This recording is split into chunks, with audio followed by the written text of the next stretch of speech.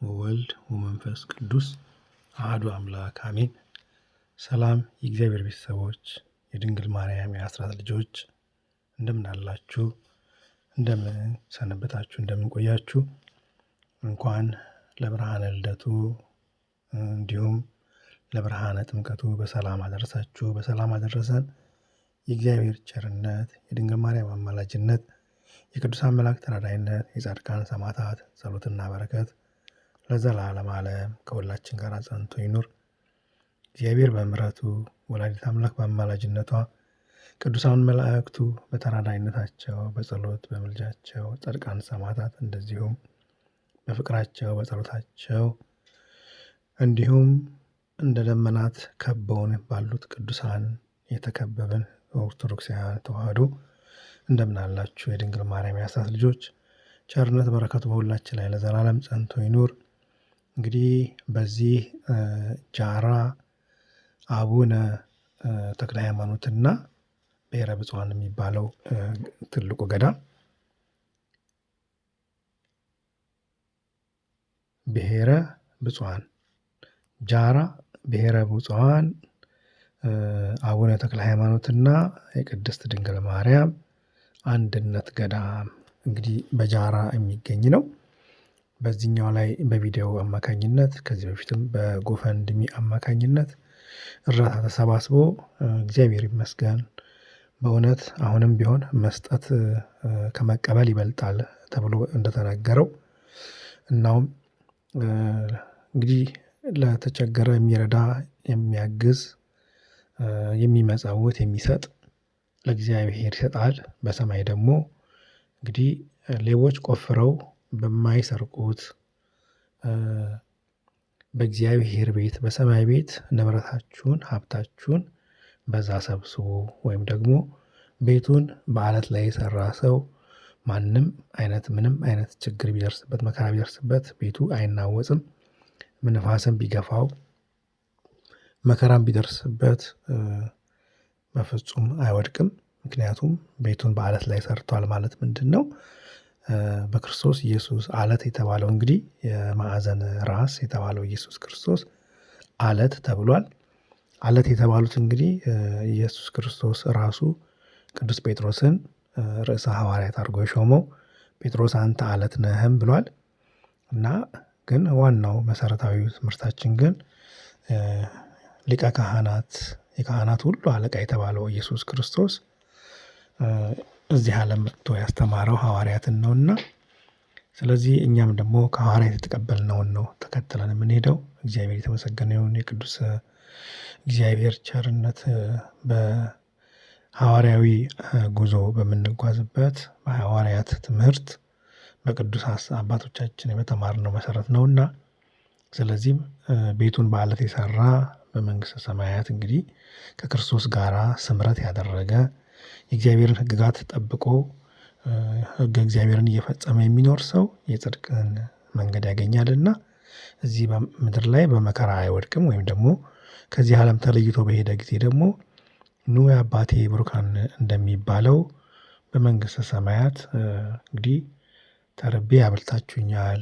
ተጠምቼ አጠጥታችሁኛል፣ ታርዤ አለብሳችሁኛል ብሎ ለእነዚህ በምድር ካሉት ለታናናሾቹ ለተቸገሩት ባደረጋችሁ ጊዜ ለአባታችሁ በሰማይ እንዳደረጋችሁ ይቆጠራል። ምክንያቱም እግዚአብሔር ሰማይና ምድርን የፈጠረ ባለቤቱ እሱ ስለሆነ ለባለቤቱ ታዞ የሚኖር ቤቱን በአለት ላይ የሰራ ለተቸገረ የሚረዳ ይህ በእግዚአብሔር ዘንድ ብፁዕ ያሰኘዋል እና ጥሪው የአባቶቻችን ጃራ ብሔረ ብፁዓን የተባሉት የብፁዓን ገዳም ተብሎ የሚጠራው የአቡነ ተክለ ሃይማኖትና የቅድስት ድንግል ማርያም የአንድነት ገዳም ይባላልና እዚህ ቪዲዮ ላይ እንደምታዩት ከዚህ በፊትም እንዳያችሁት ማለት ነው ብዙ ስራ ይጠብቃል። ቤቶቹ የአባቶቻችን ማለት መነኮሳት ቤቶቻቸው በጣም ፈርሰው እየወዳደቁ ነው ያሉት። እውነት ነው፣ በተለያየ ቦታ ችግሮች ሊኖሩ ይችላሉ። ግን ሁሉም ሰው በተረዳውና ባየው መሰረት በእግዚአብሔር ቸርነት የሚቻለውን ያደርጋል ማለት ነውና ይህንን አድርገን እኛም ደግሞ በምድር ላይ እንደዚህ ይህንን የጽድቅ ስራ የእግዚአብሔርን የበረከት ስራ በሰራን ቁጥር በሰማይ ቤት ኑሯችን ቤታችን እግዚአብሔር በሰማይ ቤት አለ። እኔ ብሄድ ይሻላቸዋል እንዳለው በቅዱስ ዮሐንስ ወንጌል ምዕራፍ 14 ላይ በአባቴ ቤት ብዙ መኖሪያ አለ፣ እኔ ሄጄ ላዘጋጅላችሁ ስፍራ ባዘጋጀሁላችሁ ጊዜ ተመልሼ እመጣለሁ ብሏልና በምጽአተ ዓለም ኢየሱስ ክርስቶስ እናንተ የአባቴ ብሩካን ብሎ በቸርነቱ እንዲቀበለን እኛም ደግሞ የአቅማችንን የበረከትን ስራ ሰርተን ብሔረ ብፁዓን ጃራ ብሔረ ብፁዓን ቅድስት ድንግል ማርያም ወአቡነ ተክለ ሃይማኖት የሚለው ገዳም እሱን ለመርዳት እየተረባረባችሁ እየታገላችሁ ነው ያላችሁት። እግዚአብሔር ያክብራችሁ። አሁን በሰማይ ቤታችሁ ይሰራ። ለሰጣችሁ አሁንም እግዚአብሔር አብዝቶ ይስጣችሁ። እግዚአብሔር ይስጥልን። እናመሰግናለን። አሁንም እንላለን ቸርነቱን ያብዛልን። እንግዲህ በሀገራችን የወረደውንም ደግሞ እግዚአብሔር በምህረቱ በአይነ ምህረቱ ይጎብኝልን። እመብርሃን ጥላ ከለላ ትሁንልን።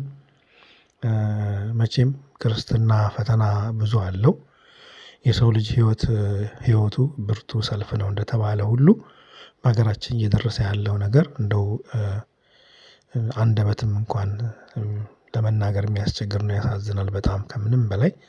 እግዚአብሔር አሁንም በምሕረቱ እንዲጎበኘን ሁላችንም በየአቅማችን በመጸለይም በሚችለው መንገድ ሁሉ እያደረገ እንድንኖር እግዚአብሔር ይርዳን። የእግዚአብሔር ቤተሰቦች፣ የድንግል ማርያም የአስራት ልጆች እንግዲህ እናንተም እዚሁ ላይ በአቅማችሁ ይህንን ገዳም ለመርዳት ቤቶቻቸው የፈረሰባቸው አሉና እንዳያችሁት በቪዲዮ ላይ ብዙ መረጃ አለ። እኔ ባጭሩ ነው መልእክት የተናገርኩት። ለምን ለአንዳንድ ሰው ጊዜ ሳያገኝ ቀርቶ ላያየው ይችላል በትክክል እና የባንክ ቁጥሩ የገዳሙ አለላችሁ እዚህ። ከዚህ በኋላ የጎፈንድሚ እንትኑ የተከፈተው የነበረው ካምፓኙ እሱ ተዘግቷል።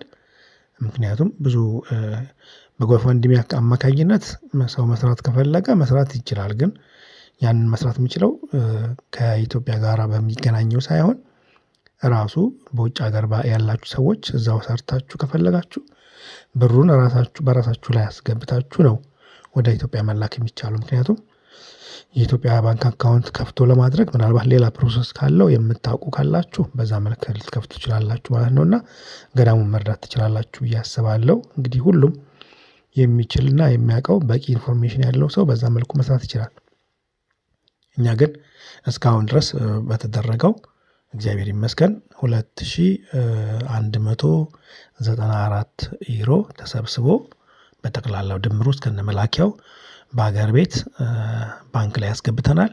450 ሺህ የኢትዮጵያ ብር 147 ብር ደርሷቸዋል ማለት ነውና እንደ እግዚአብሔር ፈቃድ አሁንም እናንተ የተቻላችሁን እንድታደርጉ ጥሪውን በእግዚአብሔር ስም በድንግል ማርያም ስም በአቡነ ተክለ ሃይማኖት ስም በገዳሙ ስም እንጠይቃለን። የእግዚአብሔር ቤተሰቦች አሁንም እግዚአብሔር ይስጥልን እያለን በእውነት ሳናመሰግን አናልፍም።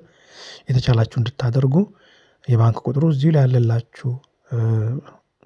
ጥያቄም ካላችሁ ለእኔ መላክ ትችላላችሁ። በዚህ በድምፅም ይሁን በጽሁፍ የተቻለ ማድረግ ይቻላል ማለት ነውና መልሱን ሰጣችኋለሁ። እኔ ሀብታም እባላለሁ። እኔ ያለሁት በሆላንድ ነው። እግዚአብሔር ይስጥልን። ለማንኛውም እስከሚቀጥለው ቪዲዮ እንግዲህ እስከምንገናኝ ሰላም ሁኑ።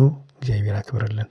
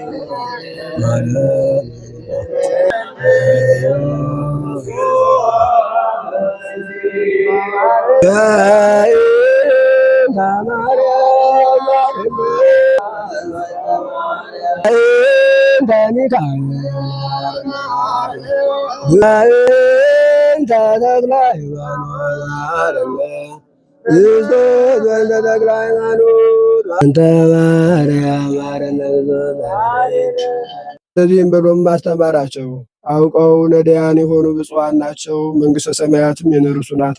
ስለ ጽድቅ የሚራቡና የሚጠሙ ብፁዓን ናቸው፣ እነርሱም ይጠግባሉና። እናንተስ ሰማያዊ አባታችሁም ፍጹም እንደሆነ እንደዚሁ እናንተ ፍጹማን ሁኑ። ለሀገራችን ሰላም ፍቅር ይስጥልን።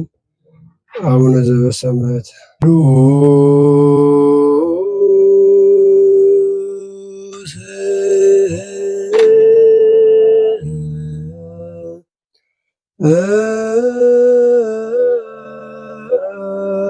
ተከበራችሁ አባቶች፣ ወንድሞች፣ እናቶች ሁላችሁም በውጭም በሀገር ቤትም ያላችሁ ሁላችሁም ተመልካቾቻችን ይህ ገዳም በፈቃደ እግዚአብሔር ተመሰረተ ነው።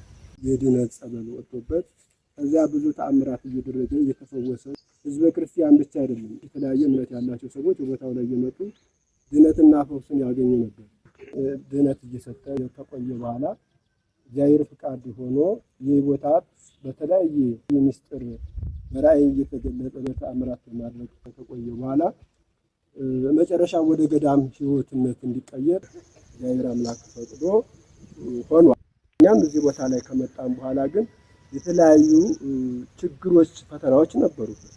እነኚህ ፈተናዎችም በእግዚአብሔር ፍቃድ ታልፈዋል ማለት ነው። የኛ ዓለምን ትተን የወጣን በችግር የለብንም። ግን መናንያን ያስፈልጋል። በዓት የለም እንደምታዩት በየሳሩ ቤቱ ነው 3-4 ያለ ነው እና ይህን ሁሉ እንድትመለከቱልን በተለይ የመናንያን በዓት በጣም አንገብጋቢ ነው። ይህንን ተመልክታችሁ እንድረዱን ትንል በእግዚአብሔር ስም እናሳስባለን። የልብስም እንደዚህ የሰርክ ልብስም በላይ የሆነ ችግር ነው። ይህን የመሰለ ገዳም ይዘን ትውልዶችን በዚህ ቦታ ላይ ካላፈራንና መናንያኖች ካልወጡበት ይህንን ቦታ የሚይዝልን የለም። መጨረሻችን ለሌላ ባዕድ አሳልፈን መስጠት ነው ማለት ነው። ይህ በጣም አሰቃቂ ነው፣ ዘግናኝ ነው። ክንፈ ሚካኤል እባላለሁ። እዚህ ገዳም የመጣሁት በ2010 ነው። ከመጣሁ ጀምሮ እኔ ያየሁት የዚህ የገዳም ችግር መናኝ ይመጣል፣ ይጎርፋል። ታዲያ ምን ያደርጋል? ገዳሙ ሲቋቋም የሳር ቤት ተሰርቶ ነበረ። ያ ሳር ቤት አሁን እየወደቀ መናኙ የሚገባባት እያጣ እየተመለሰ ይሄዳል። አሁንም እየመጣ ነው። ቢመጣ ምን ያደርጋል? አለ ቤት አይኖርማ፣ ቤት የለም። መናኝ ሰይፈ ገብርኤል ነኝ። ያው አንድ 12 ዓመት እዚህ ተቀምጫለሁ። የባት ችግር በጣም አለ። መናኝ በየጊዜው ይመጣል። የባት ችግር ስላለ አይቀመጥም። ቦታው ደግሞ ብርዳማ ቦታ ነው፣ ቀዝቃዛ ነው። በዛ ምክንያት መናኝ አይቀመጥም ማለት ነው። የባት ችግር በጣም አለ። ያለውበት ቤት ያው ሊወድቅ ነው። ያው ምዝጡ እንትን ብሎ ሳር ቤት ነው። ወዚው ለዚህ አይነት ችግር በገዳሙ ላይ አለ ማለት ነው። ወልደ ተክለ ሃይማኖት ይባላለሁ። አዲስ የተቋቋመ ገዳም እንደመሆኑ ብዙ ችግሮች አሉ ማለት ነው። እንደኛ ያው ገዳም ስንገባም ችግሩ እንዳለ አውቀን ችግሩን ደግሞ በፍቅር ነው የምንቀበለው።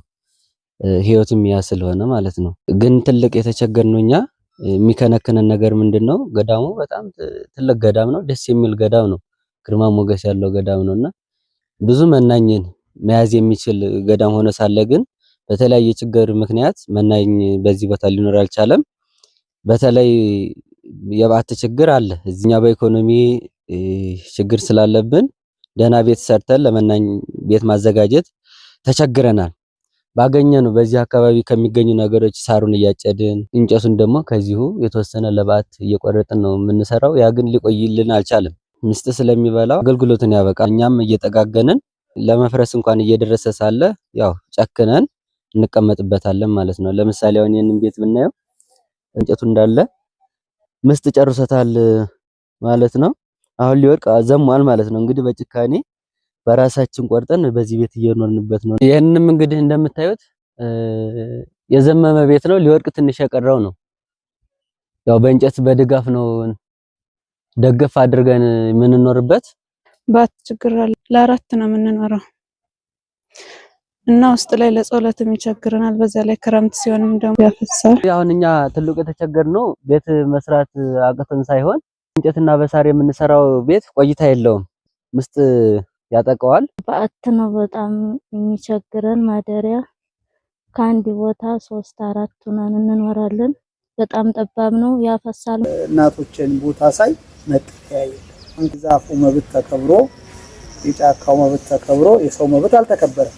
ሰው ደግሞ ለሊት ቁር ቀን ሀሩር ካለፈበት መቼም ምንም ቢሆን ለባሴ ስጋ ነውና ከለታት አንድ ቀን ብስጭት ውስጥ መግባቱ አይቀርም። የተሻለ ገዳም አለ በሚል ከዚህ እየወጣ ሊሄድ ይችላል። ስለዚህ ቦታው ቤት ሊኖረው ይገባል። ራሱን እንኳን አሳምኖ የሰጠው ሰው በዚህ ይሳቀቃል ብዬ አምናለሁ። ስለዚህ ሁላችንም ልናስብበት ይገባል። አጽናኝ የላቸው ድንግል ማርያምን ፈጣሪያቸው እግዚአብሔርን ተስፋ አድርገው ጧት በማታ በጸሎት እየተጋደሉ ያሉት ማለት ነው። ስለዚህ የሚያደርጉ አባቶች ደግሞ ቤት እንዲሰራ ለ5 ለ6 ተቀመጥ ጎጆ ላይ ቢባል ሳር ቤት ላይ ቢባል ሊቀመጥ አይችልም ማለት ነው። ቤት እንዲሰራ ሌሎች ገዳማት አሁን ሁሉ ያውቃቸው ሰው ይረዳቸዋል። ይሄ ግን ብዙም አልታወቀም ገና ስለሆነ ማለት ነው። አሁን እኔ ለማስተማር ቦታ ተቀመጥኩኝ። ነገር ግን ደቀ መዛሙርት ላመጣ ስል ቤት የለም። ከምን ይቀመጡ? በዚህ በገዳም ስኖር 4 ዓመቴ ነው። 4 ዓመት ስኖር ግን ያው የምኖረው እንድቹ በምትዋት በዓት ነው። ዝናብ አለ፣ በቀን ፀሐይ። ይሄን ሁሉ እንግዲህ እየተፈራረቀብን ነው። ሆኖም እኛ የመጣነው መከራና ለስቃይ እስከሆነ ድረስ እንታገሳለን፣ እንችለዋለን። ሆኖም ደግሞ ደካሞች አሉ፣ አቅም የሌላቸው እናቶች፣ አባቶች እንዲሁ ዝናብና ፀሐይ እየተፈራረቀባቸው እንግዲህ ቪዲዮውን አይታችሁ የአቅማችሁን እግዚአብሔር እንደፈቀደላችሁ አድርጉልን። የመንግስተ ሰማያት መግቢያ፣ የኃጢአት መደምሰሻ፣ የዲያብሎስ ድል መንሻ ያድርግላችሁ። የአቢሲኒያ አካውንታችን 24 34 81 71 6 ነው። እንዲሁም ደግሞ የጎፈንድሚ አካውንት ከፍተናል። ተከፈተው ሀብታም ስምዖን በሚባል ነው። ተታች እንኩን እናስገባለን። እዛ ላይ አንባችሁ ማግኘት ትችላላችሁ። ለምታደርጉልን ድጋፍ በእግዚአብሔር ስም እናመሰግናለን። እግዚአብሔር ይስጥልን፣ እግዚአብሔር ባርክልን።